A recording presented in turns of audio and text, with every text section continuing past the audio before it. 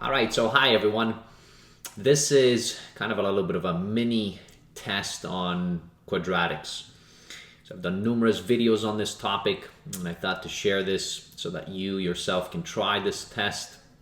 I'm going to put, just as I always do, I'll put a link to that test in the show notes so that you can download it for yourself. It's just a PDF file, and then you can give it a try and come back and then take a look and see what the solutions were. All right, so I'll walk through these questions right now. Okay, let's get started. Question number 1, it says transform the quadratic relation from the standard form to the vertex form. So these types of questions, if you run into them, is basically just testing you on completing the square. So we'll try to do that right now with these two examples. And let's take a look and see. So it's asking us standard form, and then we want to transform it to the vertex form. So we need to complete the square, and let's see if it's how painful this will be for us. Now I'm going to take that first, so part A, and I'm going to begin. So I'm going to just take the 2x squared minus 18x minus 7. So I'll work with that, and then I'll put the y back afterwards. All right, so I'm going to take out the 2, so x squared minus 9x. All right, and then it's going to be minus 7 all the way outside of that bracket. Now I need to complete the square here. So I'm going to take my little b here, divided by 2. So that's going to be, I guess, 9 over 2, and I'm going to be adding these and subtracting. So 9 over 2 squared and minus 9 over 2 squared. And there we have it.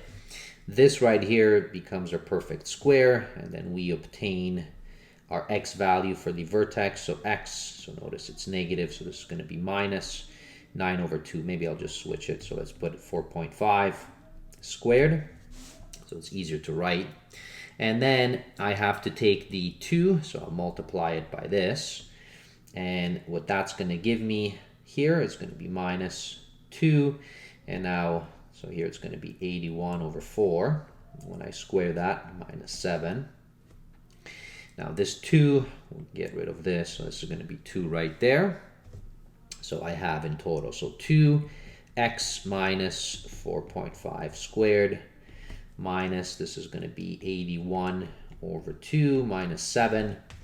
And then I can simplify this right here, okay, to get what I need. So that's going to be what, minus, so I guess this is minus 40.5. We can transform this back into decimal as well. So that means it's going to be minus 47.5.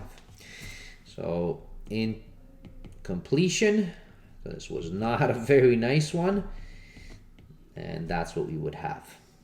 All right, so that is my vertex form. So the vertex is basically 4.5 and minus 47.5, so not very pretty. It opens up upwards, and I'll graph it for you just so that you can also see it as well. But on a test, you most likely wouldn't be able to graph unless they allow you to.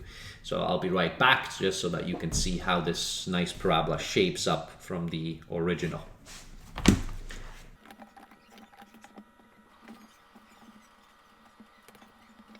All right, so coming back, so there you have, that's the original, and then this is how it looks like it's graphed.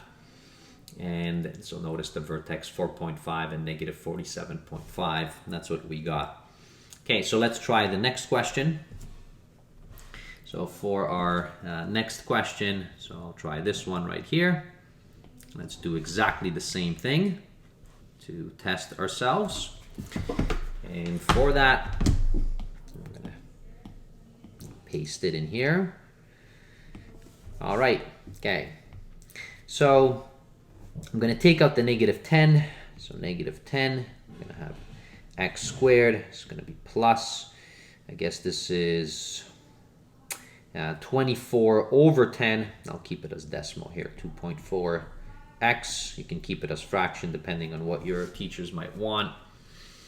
All right, so this is what we have there, so I took out the negative 10. I'm going to complete the square, then this is going to be minus 8. Now, in order to complete the square here, so notice that's going to be 1.2 squared.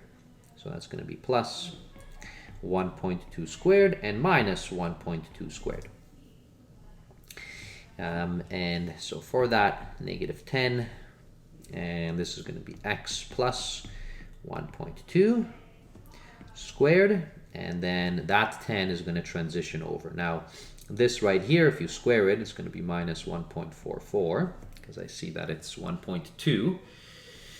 And so for that, so times the negative 10, so that's going to be plus, and that's going to be 14.4, because it's times 10, the negatives cancel, and then minus 8 right here.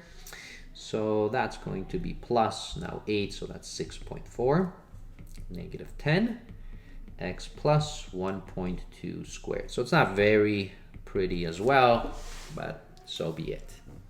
And let me graph it for you as well so that you can see it, but this is the vertex form. All right, so I'll be right back.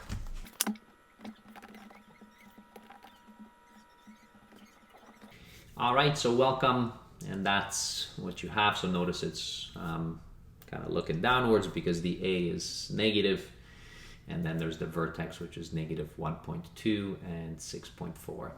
All right, so there you have it. All right, okay, so that's question 1 done. Let's take a look and continue. So those are the 2 answers that we would have. That's question 1. Let's take a look at question number 2. So it says graph the following quadratic relation by hand. Okay, so that's interesting. So right away I'm gonna switch my paper here. So I'll cheat to graph paper. And then it says then compare by graphing using a graphing tool. All right, so let's do it. So I mean, we certainly can use a graphing tool, Desmos, but let's see, how would we do this? All right, in order to graph. Now, when you're graphing by hand, I mean, you can certainly use a table of values. Kind of, that's one of the easier ones to do. But just as we did in the previous question, you know, you can put it into vertex form first, and then you'll have a vertex, and then it'll be easy for you to choose the points so that you can kind of sketch it, right? So the actual graph. So that's what I'm going to do actually. So let me try to work with this thing. So what I'm going to do is I'm going to first put this into the vertex form as I did before. So I'm going to take out that negative 5, x squared, so minus, I guess, 2x, and then plus 11. Now I'm going to complete the square here. So, well, this one is much easier to complete the square because 2 divided by 2 is just 1. So it's plus 1 squared. All right, I'll put that in just for completeness, and then minus 1. So this one is great. So this is my perfect square. So negative 5, x is going to be minus 1 squared. Put the y in there. Then, you know, so that negative 5 is going to multiply this. So that's going to be plus 5 now, and then plus 11, which is negative 5x minus 1 squared plus 16y. So from here, it's much easier to be able to graph this if you're doing it by hand, right? So I'm going to just draw. I know that the vertex right here, so the vertex is going to be 1, 16. It's going to open up or open down, okay, so downwards. So that's what we'll have. All right, so and there you have it. So we have the vertex form. So there's the vertex 1 and 16. And now if we want to be able to graph it, you know, we can kind of use a table of values. Okay, so I'll try to set a table of values here and then just graph the points. And then that's going to be it. Now this one is going to not be the nicest one to try to graph, and I'll try to just graph maybe 2 points on each side. So at, I guess, let's do negative 1, let's do 0. We know that 1 is, this is the vertex, so we know that. And then we can do one at 2, and then we can do one at 3. Although, because it's a parabola, you know, these ones, so 0 and 2, they're going to have the same values for y, and these are going to have the same values for y. So it's not going to be that bad to do. Okay, so let's plug all of these in. and then we'll try to graph it. And so for -1, so we'll have -5, -1 minus, so that's -2 squared, so that's 4, plus 16. So that's going to be, I guess, -4. All right, so that's that. For 0, if we plug in 0 in there, we will get, so 0 minus 1, so that's just -1 squared, which is 1. And then 1, so that's going to be -5 plus 16, so that's going to be 11. So that's 11. So those are going to be the same ones there. You can check it if you like, but it's a parabola. All right, so we have those points, and now let's try to graph it.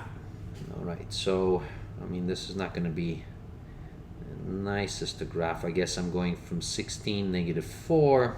All right, well, let's try. So that's going to be my y. Now -4, so 1, 2, 3, 4. Let's try to graph it maybe like this. We don't need to go that far. And I'll just assume that each square is representing 1. So now, all right, so we have to go to up to 16. So 1, 2, 3, 4, 5, 6, 7, 8, 9, 10, 11, 12, 13, 14, 15, 16. Now, and 1. So that's our vertex. So plot that. Then on both sides, so 0, 11. So 1, 2, 3, 4, 5, 6, 7, 8, 9, 10, 11. So that's another point right there. And then this one is on the opposite side. So I mean, technically we could already kind of draw this out from there. And then -1, which is -4. So 1, 2, 3, 4. So I mean, this is really, really tight. I don't know. I'll give it a shot here. Maybe it'll draw it for me. Ah, I got lucky. All right, so it kind of looks like this, right? And then this one continues. So that's kind of our parabola looking down. And, you know, if you would graph this, right? So if you would take this and graph it, and I kind of did it behind the scenes for you, so because it says to check it. So here you go. Here's the graphed form right there. And there you have it. So I took the original standard form and then just graphed it. So this one looks much nicer than mine, but that's because they nicely scale it up. And that's it. All right, so that's what you would have for this. All right, so there you have it. Now let's continue. So that was question number 2. Let's take a look at question number 3. So find the vertex of the relation in 3 different ways. Okay, so this is kind of brutal to be doing this. Finding the vertex in 3 different ways. Ooh, okay. So this will kind of do a deja vu for you. Okay, so how can we find the vertex? So here's a relation, it's in standard form. So you have to think back of like, okay, so which ways? Well, one of the easier ones, if you are allowed, is graphing. All right, so we can certainly graph this and then find the vertex that way. The second one that I went through videos on is you can find the line of symmetry, and then from the line of symmetry you can find the vertex. Okay, so that would be the second way. And then the third way is just complete the square, and then you'll get your vertex. So those would be the 3 different ways that we can do it. All right, so let's take a look. Okay, so how we can set it up. So first I'll do the line of symmetry. Now to find the line of symmetry, so I mean what I typically do, so this is through the line of symmetry method 1. So I like, because if we can't factor these things out, so what I like to do is I like to set y equal to this c. And so that's going to be 5 is equal to 3x squared plus 7x plus 5. And these 5s will cancel, so what I'm going to get is 0 equals to 3x squared plus 7x. The reason why I do that is because now what I'm trying to find is, so I have my value of y, which is 5, right? And I'm trying to find the point for x. And so when does that happen? Okay, so basically, if this is easy now to factor because I can take out the x itself, and then I have 3x plus 7. And from here to find the zeros to this equation is simple, right? So one of them is x equals to 0, so that's 1, and then the other one. So if I take this, so 3x plus 7, and I set that to 0, so it's going to be negative 7. 3x divided by 3, so that would have been my second one, so negative 7 over 3 and 5. All right, now why did I do that? I did it because, so notice in this case the a is 3, so it kind of looks like this, right, this parabola. And what I found is I found 2 points, right? And now in order to find the line of symmetry, so this point is negative 7 over 3, this point is 0, so that means that the line of symmetry, so x, okay, is halfway between. So that is negative 7 over 3 divided by 2, and that's going to be negative 7 over 6. So that's your value of x, okay? So that's the vertex value. So now you found your x value. And now to find the y value, all I do is, so I'm going to just substitute it in. So 3, I mean this will not be fun, and squared plus 7, negative 7 over 6 plus 5, and then I can find my y value, and that's going to be my vertex. Okay, so let's do that.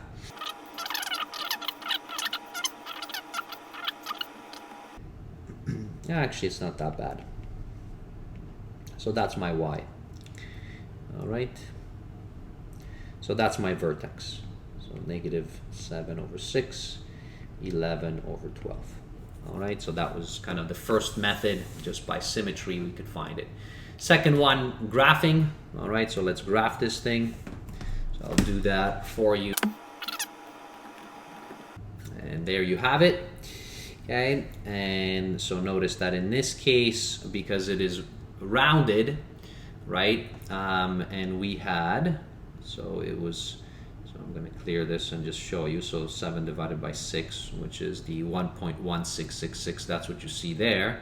And then the 11, so notice that right here.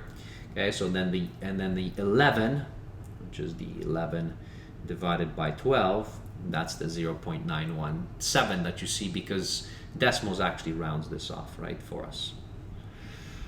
So this is really fast if you can do it, because then you can just point it out. I mean, it's going to be rounded, but that's fine. So that's kind of the second way to do it. And then the last way is, of course, just like the other ones, is basically complete the square.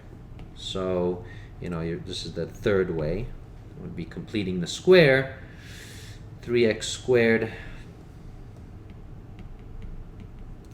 plus 7x plus 5. And now the brutal work of completing the square here. So let's take out the 3, x squared, and this would be 7 over 3x, because I took out the 3 plus. I'm going to complete the square there shortly. All right, and that's going to give me, so 7 over 3 divided by 2, that's squared, minus 7 over 6 squared equals, and now so you get 3, this is going to be x plus 7 over 6 squared, so notice it's right there, that's what we had. And then, you can complete, so you can move this over, multiply, add the 5, and then you will get your 11 over 12. So that would be completing the square. That's the third one. So that's question, I guess, number 3. Let's keep on moving along, okay, with this one. Number 4, solve for the unknown using factoring, then check using graphing and the quadratic formula. All right, okay, so let's take a look at this. Copy this, bring it down.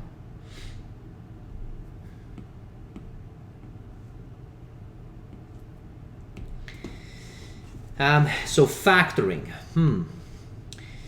So if I want to solve this, now notice that I have this equal to 1. So I'm going to bring this over because I need it to be in kind of my standard form for solving. So this is going to be bring it over, so that's going to be minus 7. Okay, so that's really what we have because we need it to be equal to 0. So when you're doing these equations, okay, and you're solving them or factoring them, that's what we need. So now, okay, well for factoring, so 6 times 7, so that's 42, right? And it's negative 42. So I have negative 42 when I multiply. Now I need two numbers when multiplied, and then when added together give me plus 11. So what are two numbers, okay, that I can fit in here?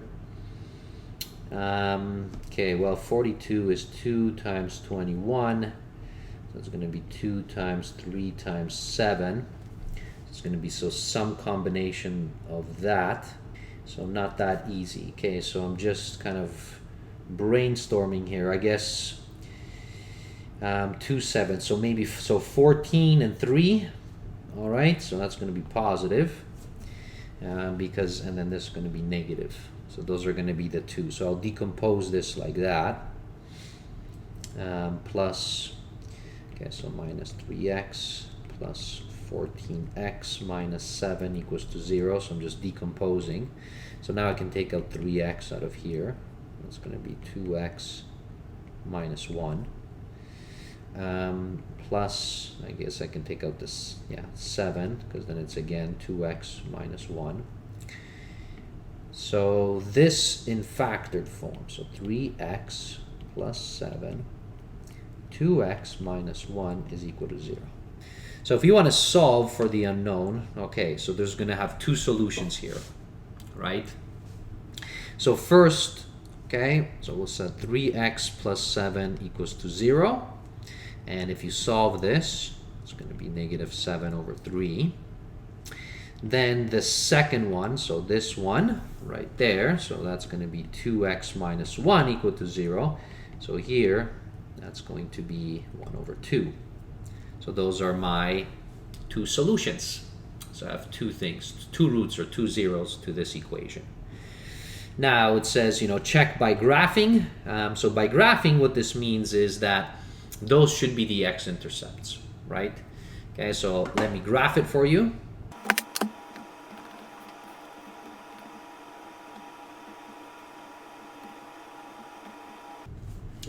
All right, so that's graphed.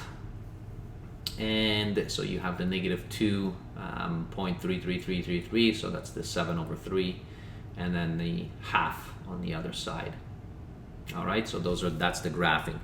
Now the last one, what it said is, check it by using the quadratic formula. So using the quadratic formula, well, so A, that's B, that's C, so let's see what happens here. So the quadratic formula, so it's negative b plus minus, right, square root of b squared minus 4ac divided by 2a. So if I substitute everything in here, so that's my two values of x, so that's going to be negative 11 plus minus, and 11, so that's squared. So 121 minus, now it's 4 times a, so 4 times 6, 24. 24 times negative 7. Negative 7. So 24 times 7 is what? 156. 24 times 7. 168. All right, way off. 168. Okay, so that's what we have there, divided by. And then this is 2, so this is divided by 12. Okay, so now, so we have 168 plus 121, which is 289, and we want the square root of that, and that is 17. So notice what you get, and there we have it. Okay, So now that's going to be negative 11. I'll do 2 of them. So negative 11 minus, so that's going to be minus 28 over 12. That's one of the answers. And then plus, and that's going to be, what, 6 over 12.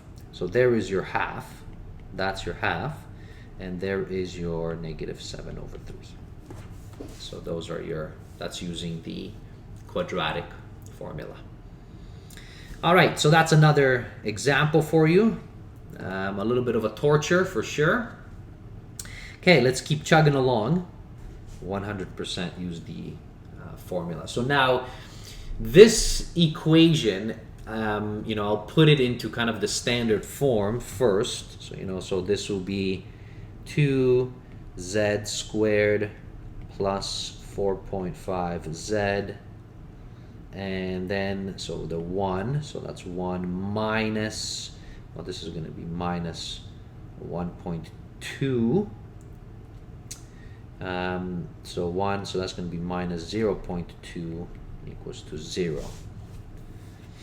That's what we have if we shift everything over, and now it's kind of your standard form. And although this is a z or a z, just use the quadratic formula for this. I'm not going to be factoring this out or anything like that. So I mean, it'll be painful, but so be it. Okay, so using the quadratic formula, so what I have negative b, which is negative 4.5, plus minus square root. Now I'll keep all of this in because I'll let the calculator do the work. So 4ac, so we have there, divided by 2 times a, well, this one is easier because a is 2.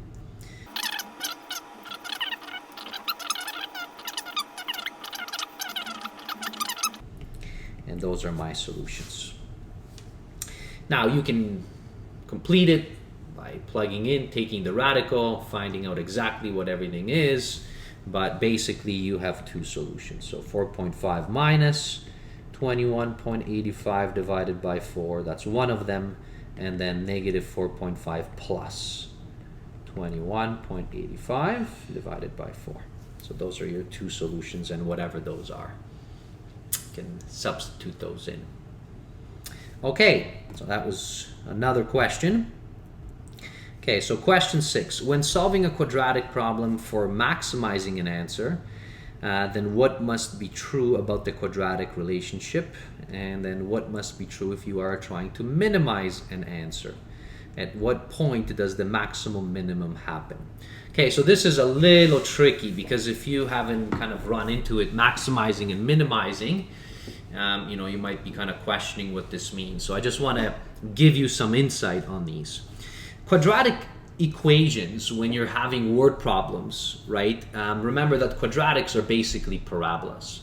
And these parabolas, either they're going to look up like this, or they're going to look down like this, right? So those are the 2 options that you have within these. And when they say, if you're maximizing something, so if you're maximizing something, or if you're minimizing something, well, where are the maximums and minimum points on these parabolas? So for instance, on this one right here, so if I take this, notice that the minimum point happens, so this is the minimum point, it will happen here at the bottom, right? It will be on the vertex. So, when do these maximum minimums happen? They happen at the vertex. If I take this, then I will have a maximum point, right? That's the maximum peak point. There is really no maximum on the left-hand side because this thing just keeps on going into infinity. So there is no maximum because it just keeps going and going. It's bigger and bigger. But there is a minimum right there. On this point, there is a maximum because it peaks, but there is no minimum because, again, this just keeps going into infinity, well, negative infinity in this case. So when you're dealing with these questions, sometimes you have to find the maximum and minimums, and this is kind of what you should think about, that these parabolas, they do have a minimum and they do have a maximum. Now, in this case, The minimums happen when your A is greater than 0, right? Because they open up upwards. And the maximum will happen when A is less than 0. So that's what actually this question is asking us for. So the question is, you know, what happens, okay, then what must be true? Well, what must be true if you have a maximum is that you actually have A is less than 0. And what must be true if you have a minimum, then that means A must be greater than 0. And when does that happen, or where does it happen? It happens always at the vertex. So that would actually answer that question number 6. Okay, so it's more of a thought kind of critical thinking type of question where you have to kind of think outside of the box instead of just solving with numbers. Let's take a look at question 7. That's this one right there. Given the following points, so we have 3 points, and the knowledge that the points lie on a parabola, construct the relation between y and x in vertex form that satisfies the conditions. Okay, that's going to be painful. So we have 3 points, and we want to be able to construct a parabola. So we don't even know if this is opening up or down. We don't know if we have any vertex, okay, given. So let's take a look. So let's think, okay, so how would we approach this?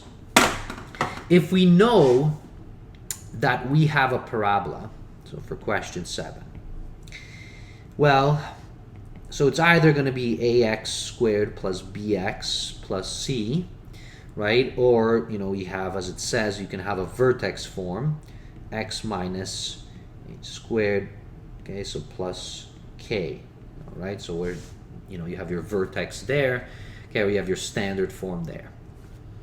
But all we know is 3 points. And what we have is basically we have 3 unknowns. We don't know what A is or B or C is, or we don't even know what the vertex is here. So how do we approach this? Well, so I'm going to take these 3 points. So take these 3 points, copy. All right, let's paste it. And let's see how we can break this thing down from all the knowledge we know about quadratics. Okay, so I'm going to take the first point. I'm going to use this right here, okay? And I think it's a little bit easier to use the standard form. And what I'm going to do is I'm going to substitute these points in. So I'm going to create equations. So equation 1 is basically, so y is 29 equals, I don't know what a is, I know what x is. X is 1. Now 1 squared is just 1, so this is going to be a, plus b times x, which is 1, so that's plus b, and then plus c. I don't know what c is. Okay. Second thing, so number 2, I'm going to plug in my second point. So that's going to give me 5 equals. Now x is 3. So 3 squared is 9.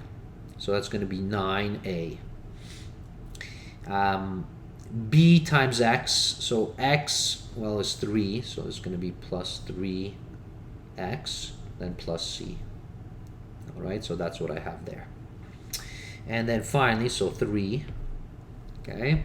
My third one that I have is, so that's 14 equals, now 6. Well, 6 squared is 36, so this is 36a plus 6, okay, and b plus c. All right, so I have basically 3 equations, and I have 3 unknowns. Now, okay, so what can we do here? So because you're doing this quadratics and you're kind of most likely in grade 10, you know, you have solved 2 equations and 2 unknowns, right? Which was basically where 2 lines intersect. And then we can use elimination, or we can use substitution to be able to try to solve. So, you know, in this particular case, I mean, we have 3 equations, and you maybe haven't done 3, but we can use the intuition that we know how to solve for an unknown, let's say by elimination or by substitution. Okay, so for instance, notice that I'm going to take this first equation and I'm going to just isolate it for C. So C is equal to 29 minus A minus B. Okay, so I just isolate it. And now I'm going to substitute it into here. If I substitute it into those two equations, then what I have, right, so what I will have now, okay, so I'm going to have, so 5 equals to 9A plus 3, sorry, that's a B. Okay, so that's a B there. So 3B plus, now my C is 29 minus A minus B. Okay, so if I simplify this, then what I have is, so 9A minus, so that's going to be 8A, 3B minus, so that's going to be plus 2B, and then 29, I'm going to bring the 29, so there's 29 over on the other side, so it's going to be minus 29, and 5, so it's going to be minus 24. So now I have an equation with only two unknowns. I'm going to do the same thing. I'm going to substitute this, okay, so back into here. And what I have is 14 equals 36A plus, all right. Now it's 6, okay, B plus, now C is 29 minus A minus B. And again, so I'm going to have, okay, so this is 35A, because it's 36 minus A, plus 5B, that's that and this, and then the 29 I'll bring over on the other side, so it's going to be minus 29, and plus 14, so that's going to be negative 15, and now I have, so this equation and this equation. So I have now two equations. So here's my equation 1, equation 2, I'll put a prime because they're not obviously the same equation as before. But now you know how to do this, right? These are just two lines, and then I can solve for A and B. And then once I know A and B, I can plug it into C, and we'll have our answers. All right, so that's what we'll have. Now, just to save us a little bit of time, okay, so I'll kind of do this in by cheating a little bit. I'll just plot the lines, and then we're going to see if it gives us a nice point. All right, so I'll be right back because I'm going to solve for A and B. Okay.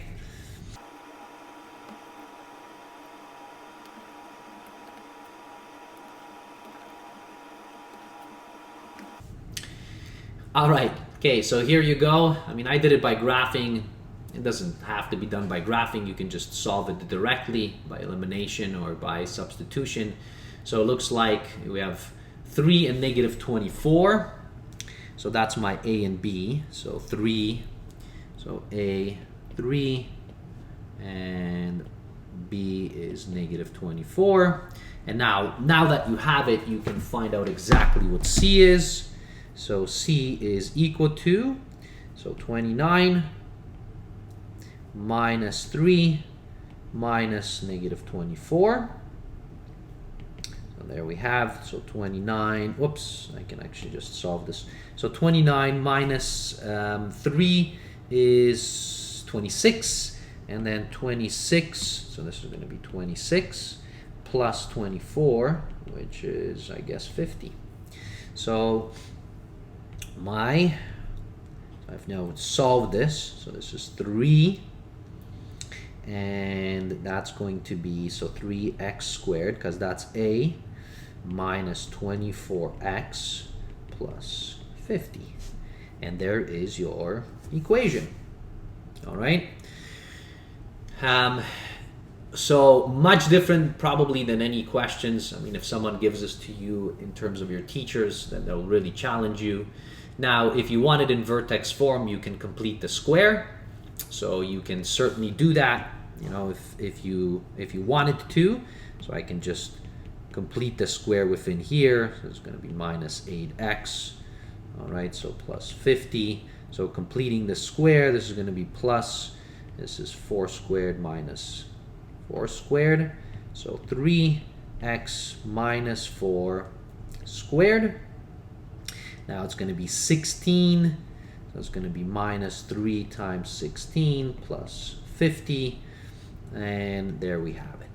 So that's 48. Negative 48 plus 50, so plus 2. All right. So that's what it would be. And you know, you can now check, you can take those points that you had, that you were given, and then you know, you can graph those points and then also graph your parabola and then make sure that those points are there. I'll leave that up to you. All right. Okay. So now finally, I guess this brings us to the last question. So this one, so this is a tough test that we have here. For the last one, it says we have a triangle. It has a base, okay, of B, and a height that is 3 meters less than twice the base. Okay, so 3 meters less than twice the base. And so what that would mean, so that means that the height is equal to, so 3 meters less, okay, than twice the base. So that would have been that. This is your base B.